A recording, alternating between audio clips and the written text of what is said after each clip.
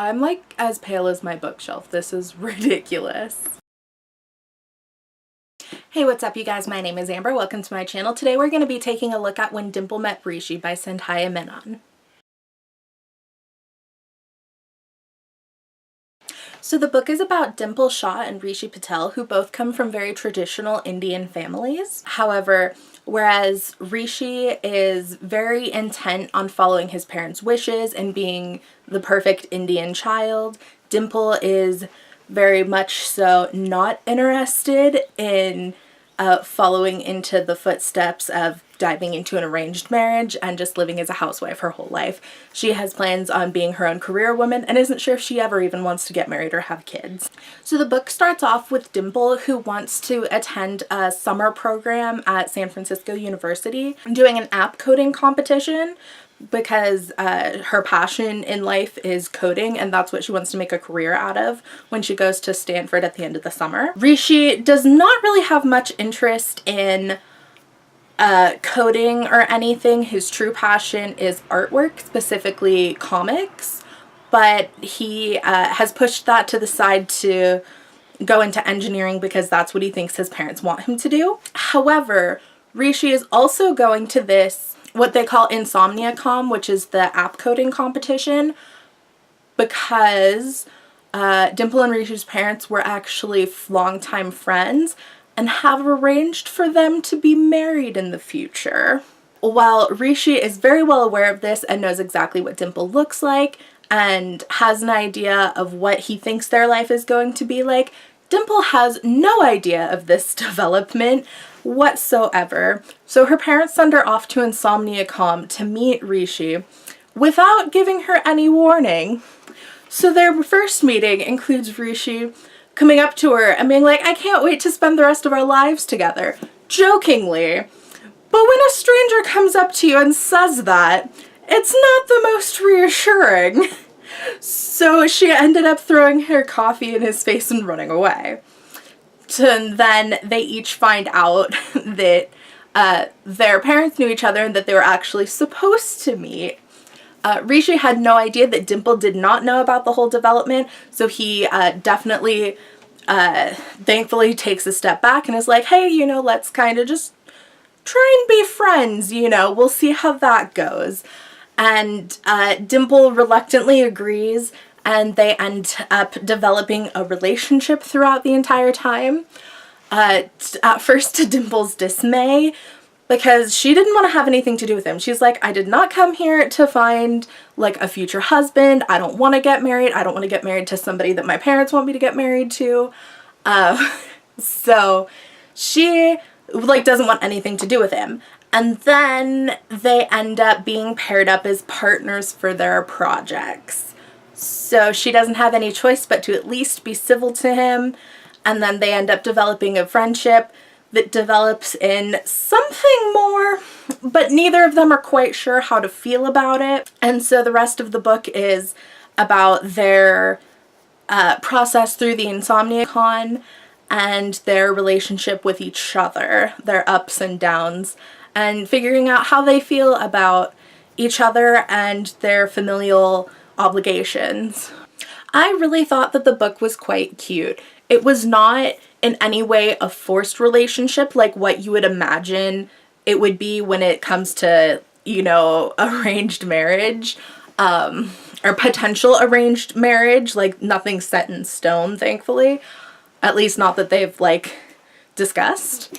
It does involve a lot of Indian culture and Hindu language, what I thought was really fun because I personally do not know a lot about Indian culture, and I know that a vast majority of, you know, white Americans don't know that much about Indian culture, and what they do know are typically stereotypes, which it does confirm some stereotypes a little bit, but it also goes more into the culture, and I feel like was very respectful and accurate.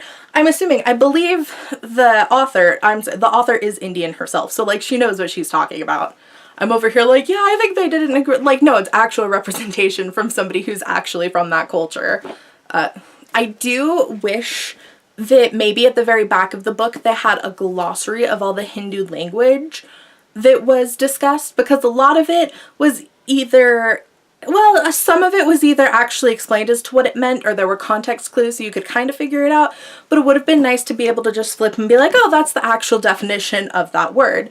Granted, I could have used Google for that, but when I'm personally reading, I delve into it and I don't want to pause to like get out my phone and then Google something and be like, oh, okay, you know, word that I might have been able to figure out in the next sentence based on context clues.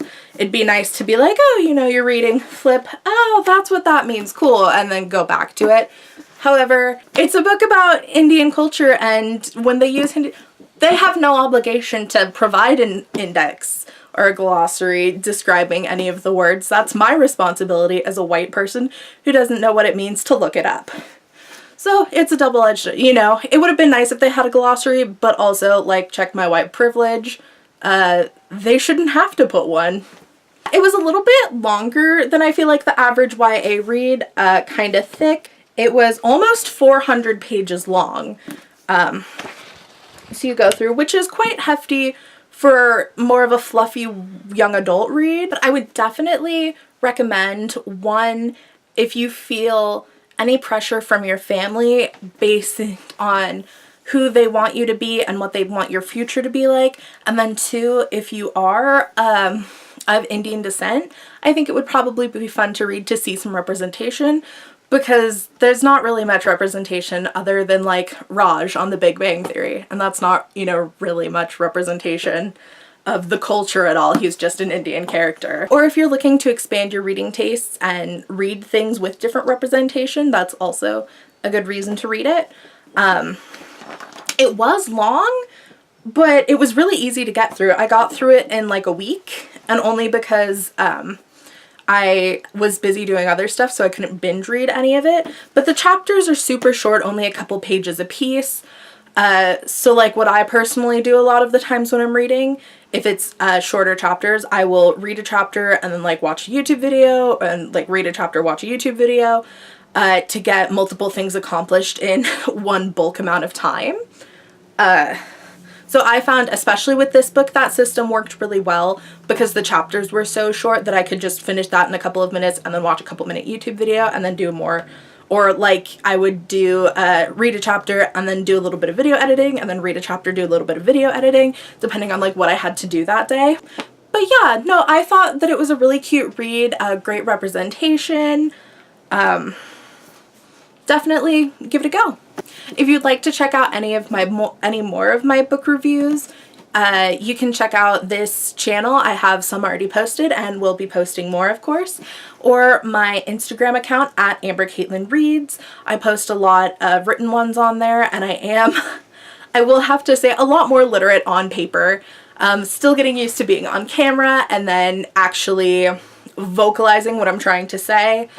And I just sound a lot better on paper. So if you want to like really legitimate book review, go check that out. Or you can check out my Goodreads, which is goodreads.com/AmberCaitlin. All of my book reviews that I have written, I have posted on there. So it has a combination of ones that I've done videos for and ones that I have posted on my Instagram thus far. And sometimes I will write them and post them on Goodreads and then forget about them. So I just never post them on my Instagram account, which I should really start posting for more content, because I haven't been uploading a lot of content over there either, because I have like 4 different Instagram accounts, 4 or 5, I have 5 different Instagram accounts, which is the max amount that you can have like on one app.